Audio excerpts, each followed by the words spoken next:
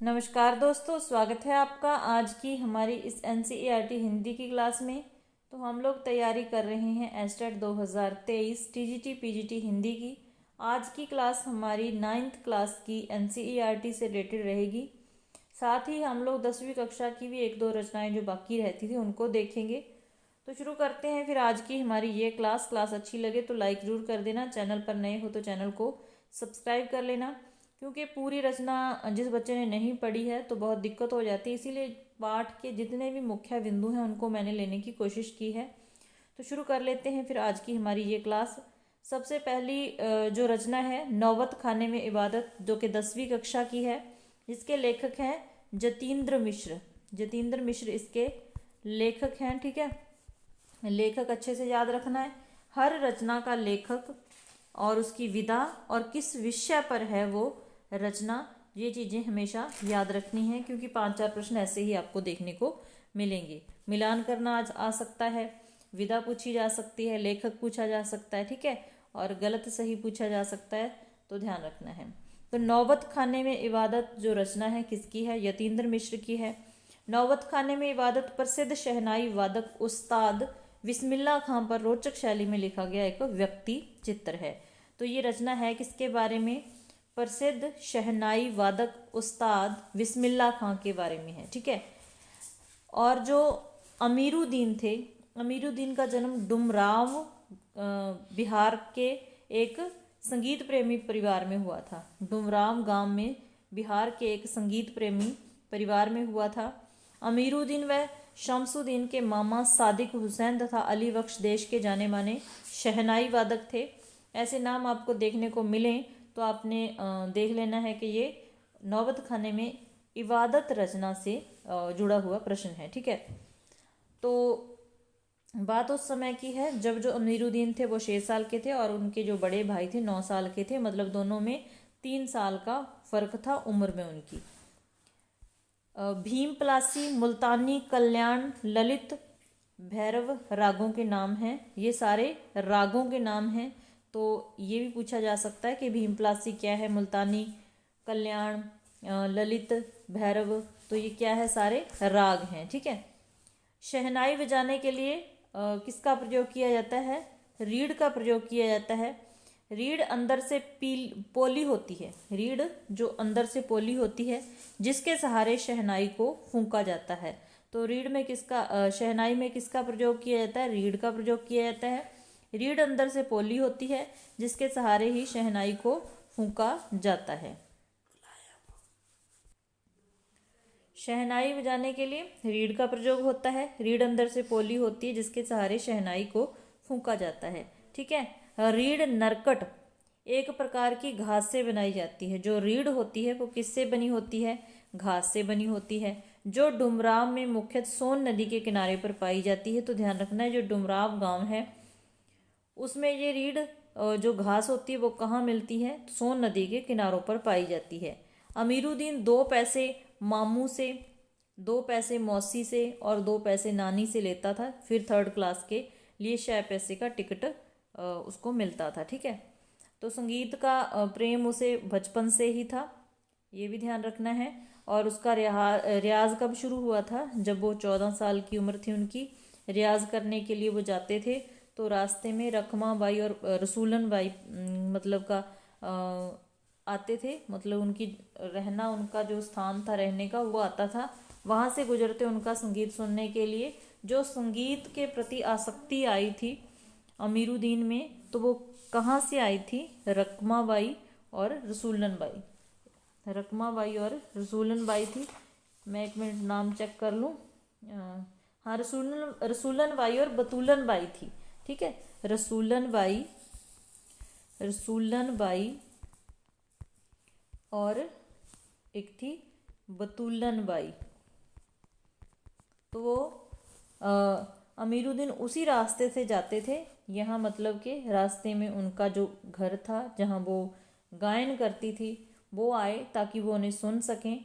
और रसूलन बाई और बतूलन बाई जब गाती थी तो अमीरुद्दीन को बहुत खुशी मिलती थी और उन्हीं के कारण उनकी संगीत के प्रति ये आसक्ति पैदा हुई थी। ठीक है, तो आगे ध्यान रखना है, बिस्मिल्लाह खां की एक रीढ़ 15 से 20 मिनट के अंदर गीली हो जाती थी, तब वे दूसरी रीढ़ का इस्तेमाल कर लिया करती थी। शहनाई एक सुशिर वाद्य यंत्र है। तो यहाँ पर मुख्य पॉइंट है जो जिस पर आपको ध्यान देना ही देना है, जो शहनाई है, शहनाई के बारे में बात हो रही है, एक वाद्य यंत्र है। अरब देश में फूंक कर बजाए जाने वाले वाद्य जिसमें नाड़ी होती है को नय कहते हैं। क्या कहते हैं? नय कहते हैं। शहनाई को शाहे नय अर्थात सुशिर वाद्यों में शाह की उपाधि मिली हुई है। तो शहनाई को सुशिर वाद्य यंत्रों में शाह की उपाधि मिली हुई है। शहनाई के नायक बिस्मिल्लाह खां साहब 80 वर्ष से सुर मांग रहे थे। वे नवाज के बाद सजदे में गिड़गिड़ाते हैं, मेरे मालिक सुर बख्श दे। बिस्मिल्लाह खां और शहनाई के साथ जिस एक मुस्लिम पर्व का नाम जुड़ा हुआ है वह मुहर्रम है। तो बिस्मिल्लाह खां और शहनाई के साथ एक मुस्लिम पर्व जुड़ा हुआ है, वो कौन सा है? मुहर्रम है। भारत रत्न संगीत नाटक अकादमी पुरस्कार एवं पद्म विभूषण से अलंकृत बिस्मिल्लाह खां 90 वर्ष की भरी पूरी आयु में 21 अगस्त 2006 को इस दुनिया को विदा कहकर चले गए। ठीक है, तो मृत्यु कब हुई ये भी ध्यान रखना है। तार वाले वाद्य यंत्र तत्वितत, जो तार लगी होती है जिसमें, वो वाद्य यंत्र तत्वितत कहलाते हैं, जैसे वीणा, सितार, सारंगी, सरोद। तो यहाँ से प्रश्न कैसे बन सकता है? आपसे पूछा जा सकता है कि इनमें से कौन सा तार वाला वाद्य यंत्र नहीं है, फूंक कर बजाए जाने वाला नहीं है। तो ध्यान रखना है, वीणा, सितार, सारंगी और सरोद तार वाले वाद्य यंत्र हो गए और इसको क्या कहा जाता है? तत्वितत कहा जाता है। फूंक कर बजाए जाने वाले वाद्य यंत्र सुशिर कहलाते हैं, जैसे बांसुरी, शहनाई, नागस्वरम और वीण हो गए। ठीक है, आघात से बजाए जाने वाले धातु वाद्य घन वाद्य कहलाते हैं। ठीक है, जैसे झांझ, मंजीरा, घुंघरू हो गए। चमड़े से मड़े वाद्य यंत्र अवनद्द कहलाते हैं, जैसे तबला हो गया, ढोलक हो गया, मृदंग हो गया। तो ये चीज़ें ध्यान रखनी है कि क्या मतलब किस तरीके से बजाए जाने वाले वाद्य यंत्र क्या कहलाते हैं, कौन कौन से हैं। अगला हमारा पाठ है संस्कृति, जो एक निबंध है। लेखक हैं बदंत आनंद कौशल्यायन। ठीक है, कौशल्यायन इसके लेखक हैं। संस्कृति निबंध के लेखक ध्यान में रखना है। एक संस्कृत व्यक्ति किसी नई चीज की खोज करता है, किंतु उसकी संतान को वह अपने पूर्वज से अनायास, अपने आस, बिना किसी प्रयास के, वाक्यांश के लिए एक शब्द पूछा जा सकता है, ही प्राप्त हो जाती है। जिस व्यक्ति की बुद्धि ने अथवा उसके विवेक ने किसी भी नए तथ्य का दर्शन किया है, वह व्यक्ति ही वास्तविक संस्कृत व्यक्ति कहलाता है। तो इस पाठ में क्या बात हुई है? यही कि कौन संस्कृत है, संस्कृत सभ्यता है क्या चीज़, तो इस पर ही ध्यान देना है। तो संस्कृत व्यक्ति कौन है? जिसने किसी नई चीज़ का आविष्कार किया है। अग्नि की बात आई थी कि अग्नि का आविष्कार आखिर क्यों हुआ, मतलब जिसने अग्नि का आविष्कार किया वह संस्कृत व्यक्ति है। उसी तरीके से सुई धागे की बात आई कि सुई धागे का आविष्कार किस तरीके से हुआ, मतलब जो अग्नि का आविष्कार हुआ वो कहीं ना कहीं पेट की आग के कारण। ठीक है, तो मतलब ये आविष्कार हुआ अग्नि का। उसी तरीके से जो सुई धागे का आविष्कार है, उसमें उसके पीछे भी आवश्यकता रही होगी अपने शरीर को ठंड से बचाने के लिए, या फिर सजने संवरने की, इसमें कोई ना कोई मतलब आवश्यकता रही होगी। आग के आविष्कार में कदाचित पेट की ज्वाला की प्रेरणा तथा सुई धागे के आविष्कार में शायद शीतोष्ण से बचने तथा शरीर को सजाने की प्रवृत्ति का कोई विशेष हाथ रहा होगा। संस्कृति का परिणाम सभ्यता है। तो संस्कृति जो निबंध है उसमें से यही 2-3 चीज़ें याद रखनी है। मैंने ये बिंदु इस तरीके से लिए हैं ताकि आपके सामने कोई पंक्तियाँ मिल जाएं, प्रश्न पूछा जाए तो एकदम आपकी जो स्मृति है ये चीज़ें याद कर पाएँ कि ऐसी ऐसी बातें उस पाठ में आई थी, तो आप आंसर पर पहुंच पाओगे। अब आ गई कक्षा 9वीं की एनसीईआरटी। तो सबसे पहली जो कथा है इसमें रचना है वो है 2 बैलों की कथा। सबको पता है, लेखक हैं मुंशी प्रेमचंद जी। लेखक मुंशी प्रेमचंद जी हैं। उसमें खास क्या है, 2 बैलों की कथा के माध्यम से प्रेमचंद ने कृषक समाज और पशुओं के भावात्मक संबंध का वर्णन किया है। कृषक की भी हालत दिखाई है और पशुओं के जो आपसी संबंध होते हैं, भावना किस तरीके से जुड़ी होती है, वो सारी चीज़ें दिखाई है। ये कहानी परोक्ष रूप से आज़ादी के आंदोलन की भावना से जुड़ी है। तो इसका जो मूल भाव है ये हमेशा याद रखना है कि ये परोक्ष रूप से आज़ादी के आंदोलन की भावना से जुड़ी हुई है, क्योंकि इस कहानी के जो मतलब मुख्य जो बैल थे हीरा और मोती, वो स्वतंत्रता के लिए ही अपनी लड़ाई करते हैं, क्योंकि वो झुरी के पास होते हैं, ठीक है, लेकिन वो उसको अपने साला गया को दे देता है ये बैल। लेकिन बैलों को ये बिल्कुल अच्छा नहीं लगता कि झुरी से वो प्रेम से बंधे होते हैं कि वो गया के जहाँ जाएं, वहाँ से एक बार भाग आते हैं फिर वापस ले जाता है। तो इस तरीके से उनको बहुत मार पड़ती है, फिर भी वे एक दिन वहाँ से भाग निकलते हैं एक छोटी लड़की के द्वारा। मतलब वो उनकी भावना को समझती थी, उनको हर रोज़ एक एक रोटी खिलाती थी, तो उसकी मदद करती है, वो उसकी रस्सियाँ खोल देती है बैलों की, ठीक है, बैलों की रस्सियाँ खोल देती है और वो वहाँ से भाग निकलते हैं। फिर एक सांड के साथ उनका मुकाबला होता है, दोनों मिलकर उसको हराते हैं, फिर काजी हाउस में पहुँच जाते हैं, वहाँ से भी एकता के साथ आ जाते हैं, फिर लास्ट में उन्हें एक कसाई के हाथ बिक बिक जाते हैं, वहाँ से भी भाग खड़े होते हैं और लास्ट में झुरी के पास आ जाते हैं, ठीक है। तो इस तरीके से मतलब उनके भावात्मक संबंध को दिखाया गया है। अगर ये पूछा जाए कि उनमें जो उग्र स्वभाव का कौन सा बैल था, तो जो मोती था वो ज़्यादा ही गुस्से वाला था, हीरा फिर भी कुछ ना कुछ सोचता था। हीरा ने एक बार कहा था कि औरत जात पे हम मार नहीं सकते, तो ये सारी चीज़ें ही ध्यान में रखनी है। तो ये कहानी परोक्ष रूप से आज़ादी के आंदोलन से की भावना से जुड़ी हुई है। झुरी काशी के दोनों बैलों के नाम हीरा और मोती थे और ये पंछाई जाति के थे। ये ध्यान रखना है, जाति पूछी जा सकती है कि कौन सी जाति के थे, पंछाई जाति के थे। काजी हाउस में कई पशु बंद थे ना वहाँ पर, यहाँ हीरा और मोती जाते हैं और वहाँ से दूसरे पशुओं को भी छुड़वा देते हैं अपनी मतलब साहस से। तो वहाँ क्या क्या बंद था, 3 घोड़ियों की बात हुई है, 2 गधों की, बकरियां और भैंसें थी, ठीक है, ये भी पूछा जा सकता है। 3 घोड़ियां थी, 2 गधे थे, बकरियां थी और भैंसें थी। अगली हमारी रचना है लिहासा की, और इसके लेखक हैं राहुल सांकृत्यायन, और ये एक यात्रा वृतांत है। और राहुल सांकृत्यायन का जो मूल नाम था केदार पांडे था, मोस्ट इम्पोर्टेंट है। पैतृक गांव कनैला था, ठीक है। सन 1930 में उन्होंने श्रीलंका जाकर बौद्ध धर्म ग्रहण कर लिया था, उसके बाद ही ये सांकृत्यायन बन गए थे, ठीक है। संकलित अंश लिहासा की और राहुल की प्रथम तिब्बत यात्रा से लिया गया है। तो ये कहाँ से लिया गया, तिब्बत यात्रा से, जो उन्होंने सन 1929 से 30 में नेपाल के रास्ते से की थी। तो एक लाइन में 3-3 प्रश्न हैं, ध्यान देना है। उन्होंने यह यात्रा एक भिखमंगे के छद्म भेष में की थी। तो किस भेष में की थी ये यात्रा, भिखमंगे के भेष में। इस यात्रा वृत्तांत से हमें उस समय के तिब्बती समाज के बारे में जानकारी मिलती है, ठीक है। तो जानकारी क्या मिलती है, उस समय के तिब्बती समाज के बारे में जानकारी मिलती है। तिब्बत की जमीन बहुत अधिक छोटे बड़े जागीरदारों में बंटी थी। इन जागीरों का बहुत बड़ा हिस्सा मठों के हाथ में था, मठों मतलब बिहारों के हाथ में था। तो ये भी ध्यान रखना है। जहाँ एक मंदिर था जिसमें कंजूर बुद्ध वचन अनुवाद, बुद्ध वचन के अनुवाद थे, ठीक है, कि हस्तलिपियाँ 103 पोथियाँ रखी हुई थी। तो ये संख्या याद रखनी है। और एक पोथी 15-15 शेर से कम नहीं थी, बहुत बड़ी बड़ी पोथियाँ रखी थी, उनकी संख्या थी 103। तो मतलब बहुत ही कठिन रास्ता था जिसे होकर वो यात्रा करते हैं। सुमित शायद नाम का साथी था लेखक का, उसमें ये ध्यान रखना है, ठीक है। तो मतलब जो मेन पॉइंट थे मैंने लेने की कोशिश की है। इस तरीके से कोई यात्रा का वर्णन सा मिले तो ध्यान रखना है कि ये क्या हो सकता है, लिहासा की और रचना से हो सकता है। फिर आ गया उपभोक्तावाद की संस्कृति, श्यामा चरण दुबे द्वारा रचित निबंध है।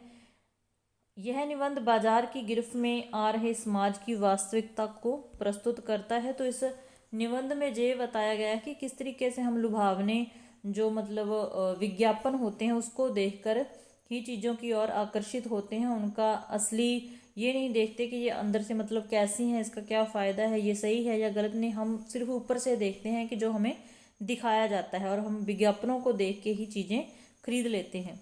लेख का मानना है कि हम विज्ञापन की चमक धमक के कारण वस्तुओं के पीछे भाग रहे हैं, हमारी निगाह गुणवत्ता पर नहीं है। संपन्न और अभिजन वर्ग द्वारा प्रदर्शन पूर्ण जीवन शैली अपनाई जा रही है, ठीक है, जिसे सामान्य जन भी ललचाई नज़रों से देखता है। जो जिनके पास पैसे हैं वो तो ये ऐसी ऐसी हरकतें करते हैं जो सामान्य लोग हैं वो भी उनकी क्या करते हैं, नकल करते हैं, उन्हीं का अनुकरण करते हैं और मतलब विज्ञापनों से देख लेते हैं, हाँ ये चीज़ मार्केट में आई है, ये अच्छी होगी, ऐसी है, ये रातों रात बाल बड़े हो जाएंगे, रंग गोरा हो जाएगा, ये हो जाएगा, दांत मोती के समान हो जाएंगे। तो ऐसे ऐसे विज्ञापन देख के वो पीछे लग जाते हैं और चीज़ें खरीदते हैं, बाजार में मतलब जाते हैं। ठीक है, तो इसमें ये सारी चीज़ें बताई गई हैं। हम सांस्कृतिक अस्मिता की बात कितनी ही करें, परंपराओं का अवमूल्यन हुआ है, आस्थाओं का क्षरण हुआ है। कड़वा सच तो यह है कि हम बौद्धिक दास्ता स्वीकार कर रहे हैं। तो अंत में क्या कहा गया है कि हम बौद्धिक दास्ता स्वीकार कर रहे हैं। उसके बाद आता है, ये भी इम्पोर्टेंट रचना है, जाबिर हुसैन द्वारा रचित सांवले सपनों की याद एक संस्मरण है। तो विदा हो गई, संस्मरण लेखक हो गए जाबिर हुसैन और रचना का नाम है सांवले सपनों की याद। ठीक है, तो ये पाठ किसके बारे में? सांवले सपनों की याद 1987 में पक्षी विज्ञानी सालिम अली की मृत्यु के तुरंत बाद डायरी शैली में लिखा गया संस्मरण है। तो किस शैली में लिखा गया है? डायरी शैली में। लंबी यात्राओं की थकान ने सालिम अली के शरीर को कमज़ोर कर दिया था और कैंसर से उसकी मृत्यु हो गई थी। तो सालिम अली की मृत्यु किस बीमारी से हुई? कैंसर से हुई। क्यों वो कमज़ोर हो गए? वो यात्राएं करते रहते थे। ठीक है, तहमीना स्कूल के दिनों में उनकी एक सहपाठी रही थी। तो नाम ध्यान रखना है कि तहमीना नाम की लड़की उनकी सहपाठी थी। एक दिन केरल की साइलेंट वैली को रेगिस्तान हवा के झोंकों से बचाने का अनुरोध लेकर चौधरी चरण सिंह से मिले थे वे, जो कि मतलब हमारे प्रधानमंत्री थे। ठीक है, सालिम अली ने अपनी एक आत्मकथा का नाम रखा था फॉल ऑफ ए स्पैरो।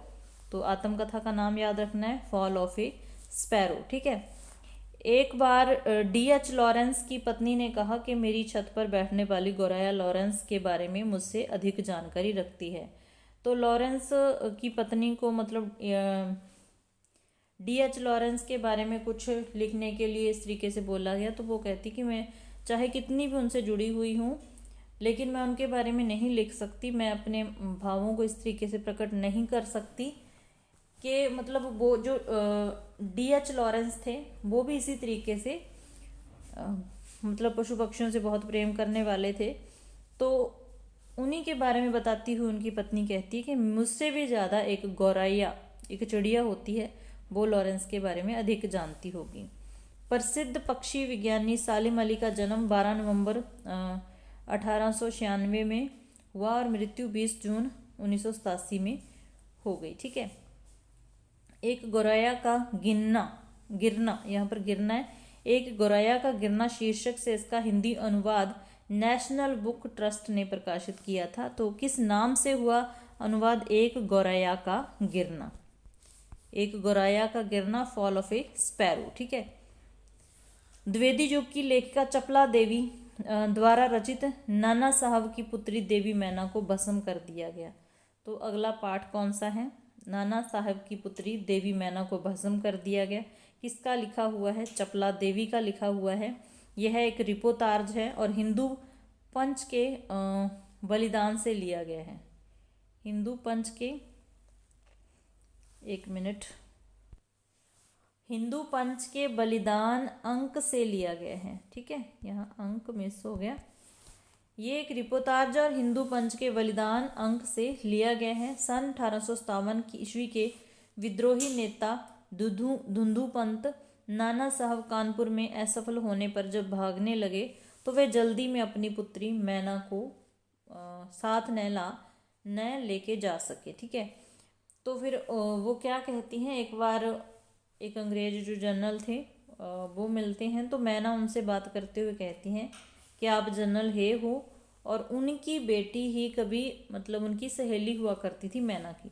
मैं जानती हूँ कि आप जनरल हे हैं, आपकी प्यारी कन्या मैरी। तो याद रखना है कि धुंधु पंत की बेटी का नाम था मैना और जनरल हे की बेटी थी मैरी, जो दोनों आपस में जानती थी एक दूसरे को। मैरी में और मुझ में बहुत प्रेम संबंध था। मैरी में और मुझ में, मैना क्या कहती है कि मैरी में और मुझ में बहुत प्रेम संबंध था। फिर उसके बाद हे से वो प्रार्थना करती है कि जो मतलब उनका महल है उसको छोड़ दिया जाए, उसको मतलब नष्ट ना किया जाए। तो इस बात की फरमाइश बात जो जनरल हे थे वो जनरल आउटड्रम से करते हैं, जो कि प्रधान सेनापति थे, लेकिन वो इस चीज़ को नकार देते हैं। उस समय महाराष्ट्रीय इतिहासवेत्ता महादेव चिटनवीस के बाखर पत्तर में छपा था। क्या छपा था? लास्ट में ये पॉइंट आया था, ताकि ऐसा आपको देखने को मिले तो आप आंसर कर पाएँ। बाखर पत्तर में छपा था। बाखर पत्तर किसका था? चिटनवीस का। कल कानपुर के किले में एक भीषण हत्याकांड हो गया। नाना साहब की एकमात्र कन्या मैना धधकती हुई आग में जलाकर भस्म कर दिया गया। किसको? मैना को। चर्चित पत्रिका हिंदू पंच का प्रकाशन 1926 में कलकत्ता से हुआ। इसके संपादक थे ईकरी दत्त, ठीक है, शर्मा। 1903 में इसका बलिदान अंक निकला, जिसे अंग्रेज सरकार ने जब्त कर लिया था। चर्चित पत्रिका हिंदू पंच का प्रकाशन हुआ 1926 में, ठीक है, कलकत्ता से। और इसके संपादक पूछे जा सकते हैं, ईकरी दत्त थे, ईश्वरी दत्त होगा ये, ईश्वरी दत्त, ठीक है, शर्मा। 1930 में इसका बलिदान अंक निकला, जिसे अंग्रेज सरकार ने जब्त कर लिया। चांद के फांसी अंक की तरह यह भी आज़ादी का एक महत्वपूर्ण दस्तावेज था। कौन सा? बलिदान अंक, ठीक है। बलिदान अंक को क्यों जब्त कर लिया? क्योंकि वो आज़ादी का एक दस्तावेज था। किस तरीके से? चांद के फांसी अंक की तरह। और चर्चित पत्रिका हिंदू पंच का प्रकाशन हुआ था 1926 में कलकत्ता से, और संपादक थे ईश्वरी दत्त, ठीक है। इसके संपादक कौन थे? ईश्वरी दत्त।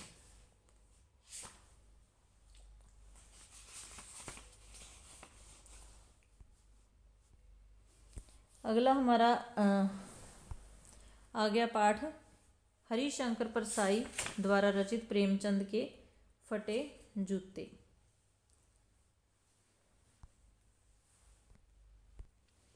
हरिशंकर परसाई द्वारा रचित प्रेमचंद के फटे जूते। तो मुंशी प्रेमचंद जी के जूतों पर लिखा गया है ये। तो उनके जूते मतलब फटे हुए थे, तो सारी जो रचना है, निबंध है, उन्हीं के ऊपर है। परसाई जी ने प्रेमचंद के व्यक्तित्व की सादगी के साथ एक रचनाकार की अंतर्वेदी सामाजिक दृष्टि का विवेचन करते हुए आज की दिखावे की प्रवृत्ति एवं अवसरवादिता पर व्यंग किया है। तो व्यंग किस पर है? दिखावे पर और अवसरवादिता पर। और साथ में प्रेमचंद की महानता भी दिखाई हुई है, ठीक है, क्योंकि वो दिखावे पर विश्वास नहीं रखते थे। इस निबंध के अनुसार हिंदी के व्यंग लेखकों में उनका नाम अग्रणी है। किसका? इसका हरिशंकर परसाई का। ठिठुरता हुआ गणतंत्र और विकलांग श्रद्धा का दौर उनके व्यंग हैं। तो ये दोनों रचनाएं याद रखनी है। ठिठुरता हुआ गणतंत्र, विकलांग श्रद्धा का दौर किसके व्यंग हैं? हरिशंकर परसाई के। प्रेमचंद की फोटो देख रहे थे, मतलब ये निबंध में क्या है कि प्रेमचंद की फोटो थी। किसके साथ थी ये पूछा जा सकता है? उनकी पत्नी के साथ थी। और फोटो में क्या था कि प्रेमचंद क्या एक जूता फटा हुआ था, उनकी मतलब उंगली बाहर निकली हुई थी। प्रेमचंद के सिर पर किसी मोटे कपड़े की टोपी थी। कुर्ता धोती पहने हुए था। कनपट्टी चिपकी है। गालों की हड्डियां उभर आई हैं, पर घनी मूछें चेहरे को भरा भरा बतलाती हैं। तो ये सारी चीज़ें मतलब क्या दिखाई दे रहा है उस फोटो में? तो ये सारी चीज़ें हैं। उनका दाहिने पांव का जूता तो ठीक है, मगर बाएं जूते में बड़ा छेद है, जिसमें से उंगली बाहर आ गई है। तो यही पूछा जा सकता है कि कौन से पैर का जूता फटा हुआ था? तो बाएं पैर का, ठीक है। लेखक का जूता भी अंगूठे के नीचे तले से फटा था। जो लेखक था जूता उसका भी फटा हुआ था, लेकिन तला फटा हुआ था कहाँ से? अंगूठे के नीचे से। कुंभन दास का जूता भी फतेहपुर सिकरी आने जाने में घिस गया था। उसे बड़ा पछतावा हुआ। उसने कहा, आवत जात पन है घिस गई, बिसर गयो हरि राम। तो ये पंक्ति पूछी जा सकती है, क्योंकि एनसीईआरटी में कुछ भी दिया है वो आपके लिए प्रश्न बन सकता है। तो ये किसकी पंक्ति हो गई है? ये कुंभन दास की हो गई है। क्लास थोड़ी सी भी अच्छी लगे तो लाइक ज़रूर कर देना। तो भाई आज की क्लास में यहाँ तक हमने कर लिया, हरिशंकर परसाई तक। एक पीडीएफ और थी, मैं एक बार देखती हूँ, ठीक है। हाँ जी, तो आगे आगे आ गया मेरे बचपन के दिन महादेवी वर्मा का संस्मरण। मेरे बचपन के दिन संस्मरण विदा से है, और किसका है लिखा हुआ? महादेवी वर्मा का। इसके जो भी मुख्य पॉइंट हैं फटाफट से हम देख लेते हैं। महादेवी वर्मा ने अपने विद्यालय के दिनों की स्मृतियों की चर्चा की है इस संस्मरण में। उनके बाबा फारसी और उर्दू जानते थे, और वे लेखिका को भी सिखाना चाहते थे उर्दू। लेखिका की माँ जबलपुर से आई थी और अपने साथ हिंदी लेके आई थी। वो मीरा के भजन गाया करती थी, ठीक है। और उनकी माँ ने ही उन्हें पंचतंत्र पढ़ना भी सिखाया, ठीक है। संस्कृत भी सीखी। लेखिका का जो मिशन स्कूल में मन नहीं लगा, पहले लेखिका का दाखिला कहाँ हुआ, मिशन स्कूल में, वहाँ मन नहीं लगा। फिर 5वीं क्लास में क्राथ्सवेट गर्ल्स कॉलेज में उन्होंने प्रवेश लिया, ठीक है। क्राथ्सवेट गर्ल कॉलेज में 5वें दर्जे में प्रवेश लिया। वहाँ उनकी जान पहचान होती है सुभद्रा कुमारी चौहान जी से, जो कविताएं लिखती थी। उनको पता चलता है कि जो महादेवी वर्मा भी हैं वो भी कविताएं लिखती हैं। फिर उन्होंने मतलब कॉलेज में सारी लड़कियों से जान पहचान करवा दी कि ये भी लिखती हैं। उनको मतलब डायरी वगैरह वगैरह देख ली। जब सुभद्रा कुमारी चौहान वहाँ से चलेगी, वो 7वें दर्जे में थी, मतलब 7वीं कक्षा में थी, चलेगी, तो उनकी जगह पर एक मराठी लड़की आई थी जिसका नाम था जवनिसा। और कहाँ से आई थी, कोल्हापुर से आई थी। ये मेन पॉइंट है जो प्रश्न बन सकते हैं। फिर एक बार लेखिका को कविता पर चांदी का कटोरा मिला था। लेखिका कविता करती थी, कविता पर मतलब एक सम्मेलन में उन्हें चांदी का कटोरा मिला और वो चांदी का कटोरा उन्होंने गांधी जी को दे दिया। जो सुभद्रा कुमारी चौहान थी वो कह रही थी कि मैंने खीर खानी है, इस तरीके से कोई खीर की बात आई थी कि मैं इस कटोरे में खाऊंगी, लेकिन वहाँ गांधी जी आए हुए थे, तो लेखिका ने वो चांदी का कटोरा गांधी जी को दे दिया था। लेखिका का जो छोटा भाई था मनमोहन वर्मा, वो जम्मू यूनिवर्सिटी व गोरखपुर यूनिवर्सिटी के वाइस चांसलर बने थे, ठीक है। उनके छोटे भाई 200 सालों के बाद लेखिका के घर में, मतलब 2 सदियों के बाद बेटी का जन्म हुआ था दुर्गा पूजा से। लेखिका ने ब्रज भाषा में कविता लिखनी शुरू की थी। लेखिका के घर के पास ज्वारा के नवाब रहते थे। तो ये पूछा जा सकता है कि उनके घर के पास कौन से नवाब रहते थे, तो ज्वारा के नवाब रहा करते थे। जो लेखिका की माँ को वो मतलब उनके घर के बच्चे चाची आपस में चाची कहते थे, और लेखिका उनको क्या कहती थी, ताई सा कहती थी। ऐसे मतलब आपस में त्यौहार वगैरह मनाते थे। लेखिका उनके जो बेटे थे उनको राखी वगैरह बांधती थी। तो ये सारी चीज़ें थी, अच्छा व्यवहार था उनका उनके परिवार के साथ। उसके बाद एक कुत्ता और एक मैना निबंध हजारी प्रसाद द्विवेदी जी का है। यहाँ से भी प्रश्न आ जाते हैं, जो मतलब रचनाएं एनसीईआरटी में नए सिलेबस में हटा दी गई हैं, उनसे भी प्रश्न बन जाते हैं। इसमें रविंद्रनाथ की कविताओं और उनसे जुड़ी स्मृतियों के सहारे गुरुदेव की संवेदनशीलता, आंतरिक विराटता और सहजता के चित्र तो उकेरे ही हैं। पशु पक्षियों के संवेदनशील जीवन का भी बहुत सूक्ष्म निरीक्षण है। यह निबंध सभी जीवों से प्रेम करने की प्रेरणा देता है। तो लेखक का नाम याद रखना है, कुत्ता और मैना किसका है, हजारी प्रसाद द्विवेदी का। आगे आ गया ललद्यद की काव्य शैली वाह कहलाती है। ये भी 9th क्लास में है। तो वाह कौन लिखते थे, ललद्यद लिखते थे, उनकी काव्य शैली ही वाह कहलाती थी, ठीक है। मैंने अपनी पूरी कोशिश की है क्योंकि समय बहुत कम था, ना तो पूरे लेसन पढ़ा सकती थी, ठीक है, और ना ही क्वेश्चन बन रहे थे। तो मैंने सोचा जो मोटी मोटी चीज़ें हैं एक बार आपको जान पहचान करवा दूं। मेरे बचपन के दिन में मतलब लेखिका की पूरी बातें बता दी कि उन्होंने बचपन से अपनी सारी बातें शेयर की हैं कि हमारे यहाँ 200 साल के बाद लड़की का जन्म हुआ, फिर कैसे उन्होंने दाखिला लिया 5वीं कक्षा में, वहाँ सुभद्रा कुमारी जी चौहान मिले, फिर ये कविताएं करती थी, उनकी जान पहचान छात्रावास में सभी से हो गई। तो इस तरीके से सारी चीज़ें आ जाएं तो मतलब ये उससे है, ठीक है। तो क्लास अच्छी लगे तो लाइक कर देना, चैनल पर नए हो तो सब्सक्राइब कर लेना। कल हम हिंदी व्याकरण पढ़ेंगे और 11वीं 12वीं की एनसीईआरटी और 9th क्लास 10th क्लास में जो चीज़ें बचती हैं वो मोटी मोटी चीज़ें ज़रूर करेंगे, ठीक है। तो मिलते हैं फिर नेक्स्ट क्लास में। क्लास देखने के लिए धन्यवाद।